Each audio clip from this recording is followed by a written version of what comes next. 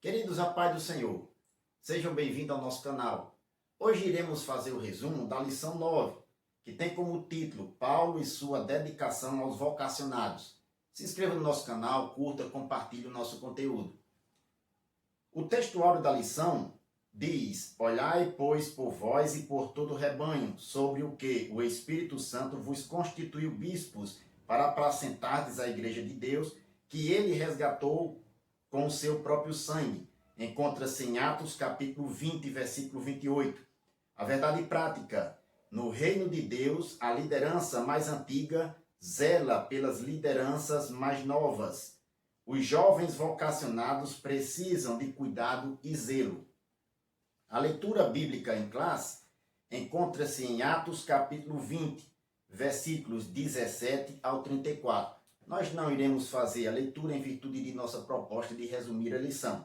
O objetivo geral diz afirmar o papel cuidador da liderança mais antiga acerca da mais jovem. O ponto central da lição vai dizer: a liderança mais antiga deve cuidar das mais novas. Hoje nós iremos ver a respeito do ministério de Paulo, como ele cuidava dos vocacionados, instruía-os para dar continuidade na obra do Senhor. E como nós podemos fazer a aplicação do exemplo de Paulo no cuidado com as novas lideranças para a atualidade. Como as lideranças mais antigas devem zelar e cuidar das mais novas, em virtude da continuidade à obra do Senhor. Aqui nós fizemos um esquema de acordo com a proposta pedagógica da lição, lembrando que existem outros modelos de esquema que podem ser muito bem adaptados. Nós adotamos esse aqui, que acreditamos ser um modelo bem ajustado à proposta pedagógica da lição. O primeiro ponto, o comentarista vai dizer: Éfeso, o ponto de aprendizado dos vocacionados. Nós abreviamos aqui Éfeso, o ponto de aprendizado. Número 1, o ponto de partida. Nós vimos nas lições anteriores que o Evangelho chegou a Antioquia. A primeira parte do livro de Atos dos Apóstolos, o Evangelho foi pregado em Jerusalém e toda a Judéia. E depois, quando iniciou-se uma perseguição à igreja, a partir de Atos capítulo 8, versículo 4, se levantou uma perseguição por causa da morte de Estevão, o Evangelho chegou a Antioquia. E Antioquia nasceu uma igreja totalmente gentia. Lá em Antioquia, o comentarista vai dizer que foi o lugar de desenvolvimento vocacional do apóstolo Paulo. Veja que em Antioquia, Paulo desenvolveu sua vocação. Nas lições passadas, nós vimos que Paulo ele foi chamado pelo Senhor. E a sua vocação era justamente cumprir a sua missão para os gentios. Jesus ele chamou Paulo para pregar o evangelho às nações, ao mundo gentílico. E Antioquia foi o ponto de partida. Em Atos capítulo 13, versículo 1 diz que na igreja de Antioquia havia profetas e doutores, a saber, Barnabé e Simeão, chamado Níger, Lúcio Cirineu, Manaém, que fora criado com Herodes o tetrarca, e Saulo. Veja que naquela igreja haviam profetas e doutores. E o evangelista São Lucas, ele pontua ou faz uma relação de quem estava em Antioquia. E diz o texto no versículo 2, e servindo eles ao Senhor e jejuando, disse o Espírito Santo: apartai-me a Barnabé e a Saulo para a obra que eu os tenho chamado. Antioquia foi o ponto de partida para as missões e foi através de uma chamada particular do Espírito Santo apartando a Barnabé e a Saulo que começou as obras no mundo gentílico, a obra missionária no mundo gentílico. E Éfeso?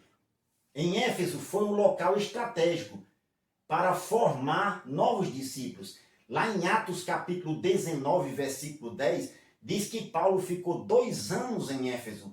E Deus, pelas mãos de Paulo, fazia maravilhas extraordinárias. O evangelho foi pregado em toda a Ásia, ali através do ministério do apóstolo. E lá ele ensinou os novos discípulos. Nós vimos em lições passadas também a chegada de Paulo a Éfeso e como ele esclareceu os irmãos acerca do batismo no Espírito Santo. O número 2, Paulo e o despertamento de novas vocações. Veja, se em Éfeso ele ficou mais tempo, Lá ele dedicou também tempo para os vocacionados. Na lição passada, nós vimos que Paulo era um discipulador. E aqueles que eram discipulados por ele, ele despertava também ou dedicava mais tempo aos vocacionados. O ministério de Paulo, ele se tornou um ministério internacional. E ele dedicava o seu ministério à pregação em grandes centros culturais do mundo.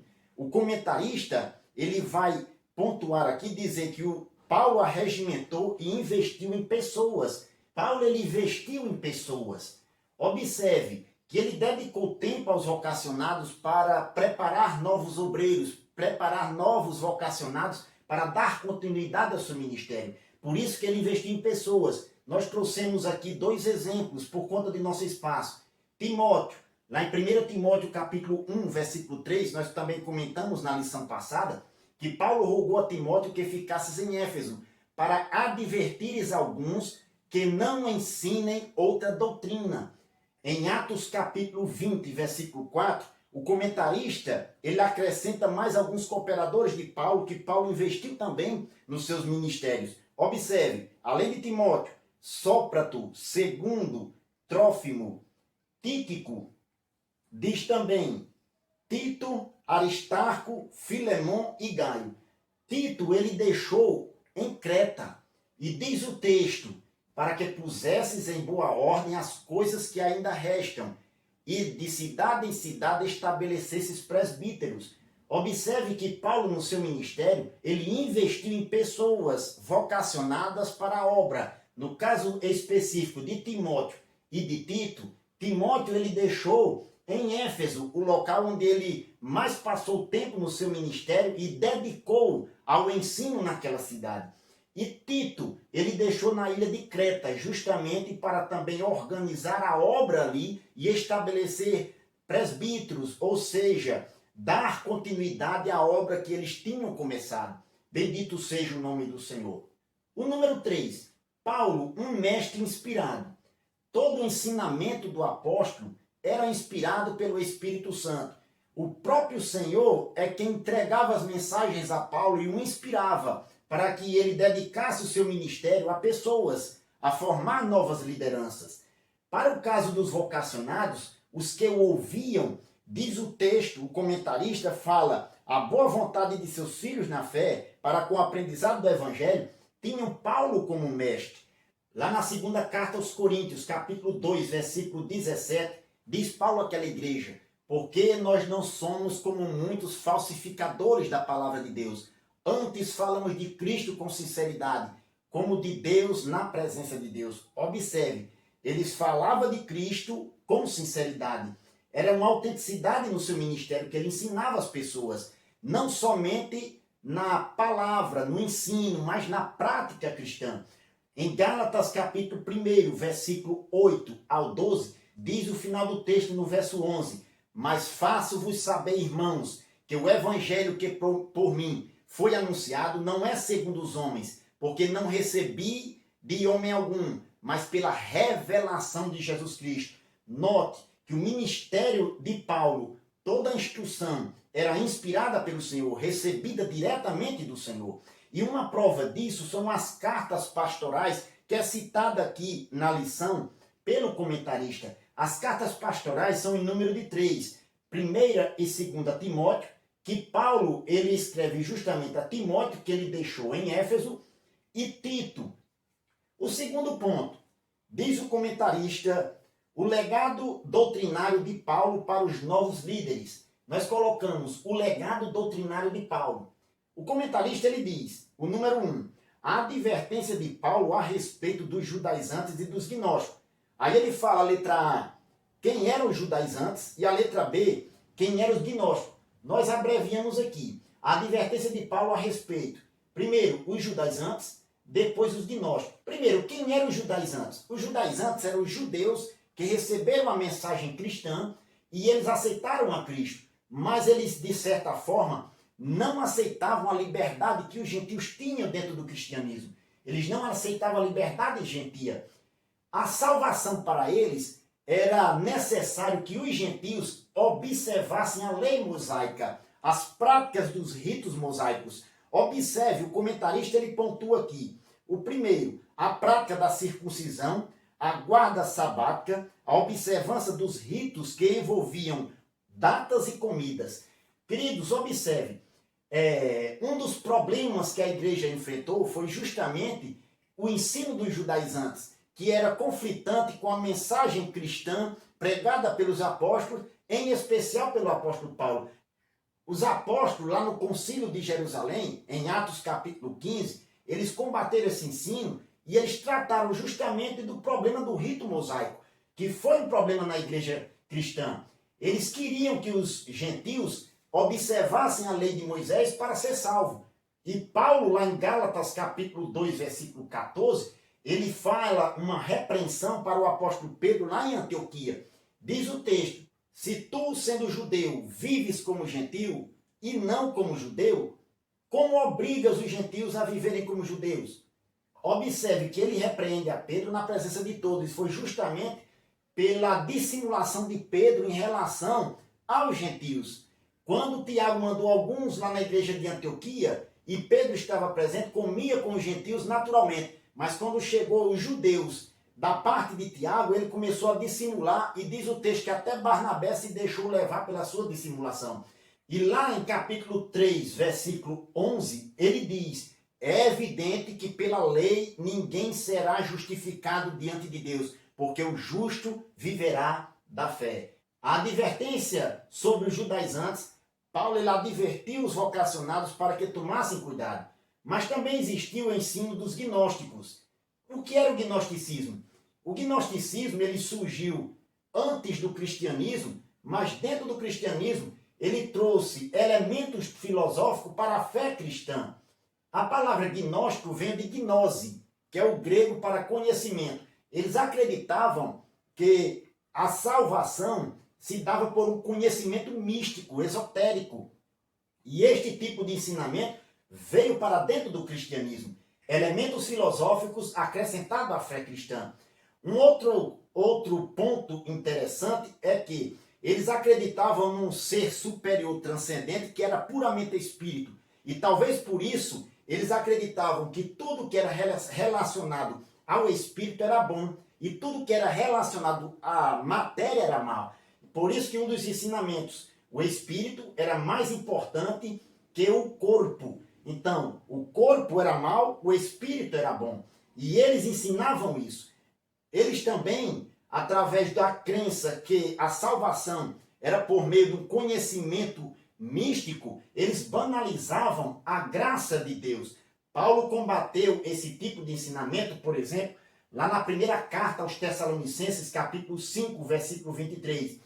Ele diz: e o mesmo Deus de paz vos santifique em tudo, e todo o vosso espírito e alma e corpo sejam plenamente conservados irrepreensíveis para a vinda de nosso Senhor Jesus Cristo. Observe, todo o vosso espírito e alma e corpo, plenamente, o homem deve se conservar pleno diante de Deus. Então o corpo não é mau. O homem é um ser integral. A sua composição é tricotômica. Espírito, alma e corpo. Paulo ensinou a combater esse tipo de ensinamento através da palavra. Lá na primeira carta aos Coríntios, capítulo 2, versículo 1 ao 4, diz Paulo à igreja de Corinto: e eu, irmãos, quando fui ter convosco, anunciando-vos o testemunho de Deus, não fui com sublimidade de palavras nem de sabedoria, porque nada me propus saber entre vós, senão a Jesus Cristo e este crucificado. E eu estive convosco em fraqueza, em temor e em grande temor. A minha palavra e a minha pregação não consistiram em palavras persuasivas de sabedoria humana, mas em demonstração do Espírito e de poder. Paulo não estava preocupado apenas com a sabedoria, não. O que ele ensina para a igreja de Corinto, que vivia numa cultura grega, é que ele procurava demonstrar a sua pregação, a autenticidade do seu ministério, com a demonstração do Espírito e de poder. O ponto 2. O compromisso de Paulo com o Senhor, em Atos capítulo 20, versículo 19. Primeiro, ele se preocupava em viver coerente. A vida de Paulo era coerente com sua pregação. Ele dava testemunho para as igrejas, para os vocacionados, ele dava testemunho da mensagem que ele levava, isso na prática. Lá em 1 Coríntios capítulo 11, versículo 1, ele diz: e sede meus imitadores, como também eu de Cristo.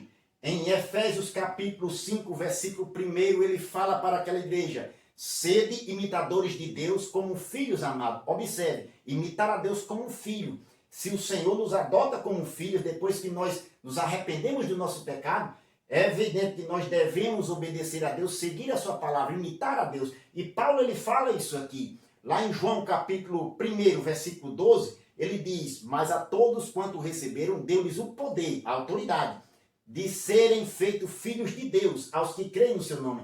Por ser feito filho de Deus, ter autoridade dada por Deus para ser chamado, ser feito filho, nós devemos obedecer e imitar a Deus. E Paulo, ele dava exemplo disso. Sede meus imitadores, como também eu de Cristo. A sua vida não era de ostentação. O comentarista fala isso. Era uma vida de humildade. E o maior exemplo de humildade que Paulo, ele procurava imitar era justamente de Jesus Cristo. Lá em Filipenses capítulo 2, versículo 3, diz Paulo àquela igreja: nada façais por contenda ou por vanglória, mas por humildade.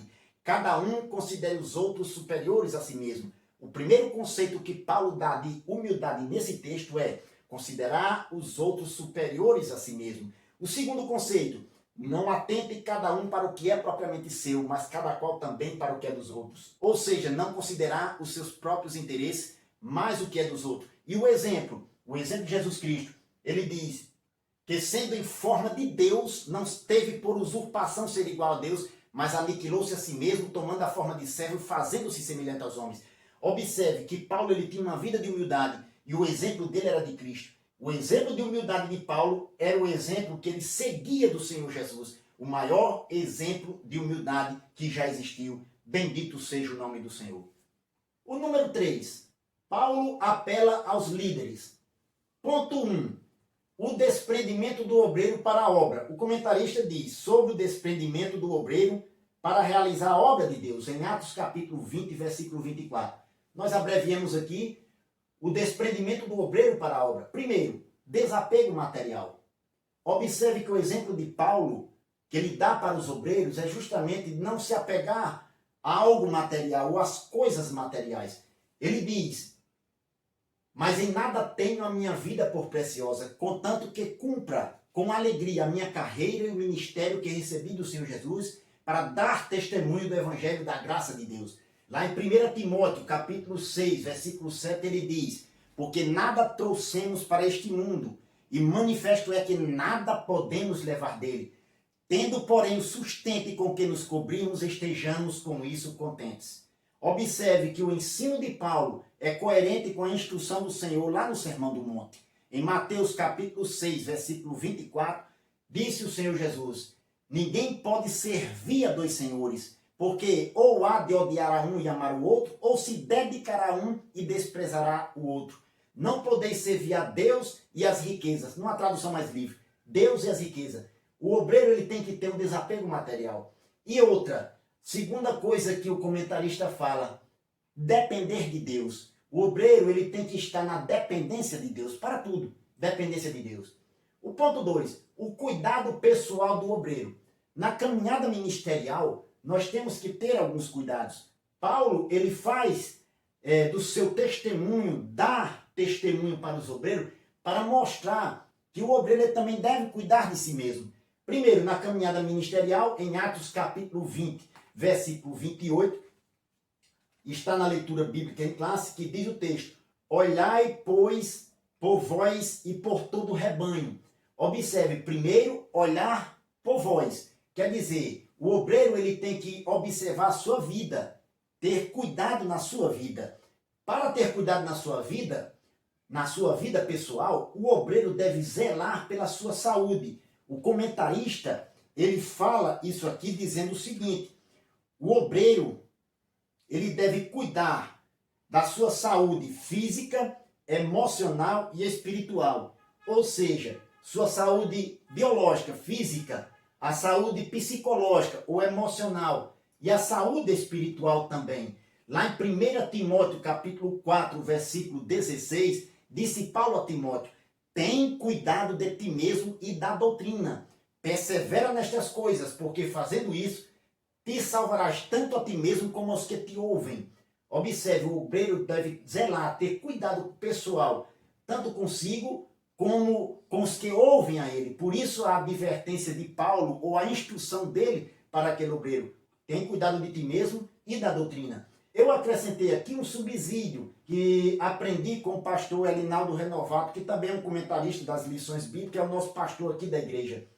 Em um curso de obreiros, ele falou da prioridade, ou das prioridades que tem o obreiro no seu ministério.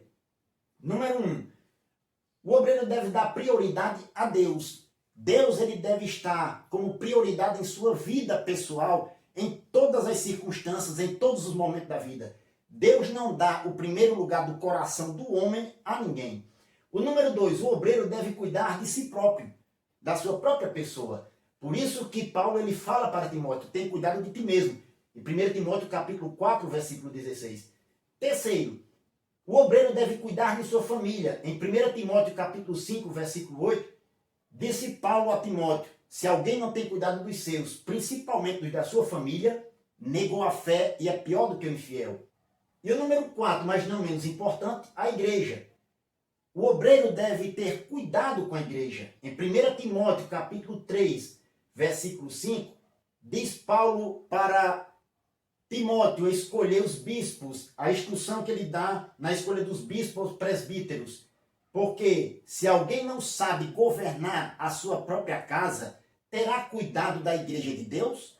Ele faz aquilo ali para mostrar que a igreja de Deus é tão preciosa que o vocacionado ao ministério, o vocacionado, o bispo, que é separado para cuidar da igreja de Deus, ele deve cuidar de sua casa, de sua família. O ponto 3, a ameaça de lobos cruéis no rebanho de Deus. Está em Atos capítulo 20, versículo 29 e 30, a advertência de Paulo aos anciãos daquela igreja, lá na igreja de Éfeso. O comentarista ele fala quem são os lobos cruéis aqui. Eram os falsos mestres que eram destituídos de misericórdia e amor.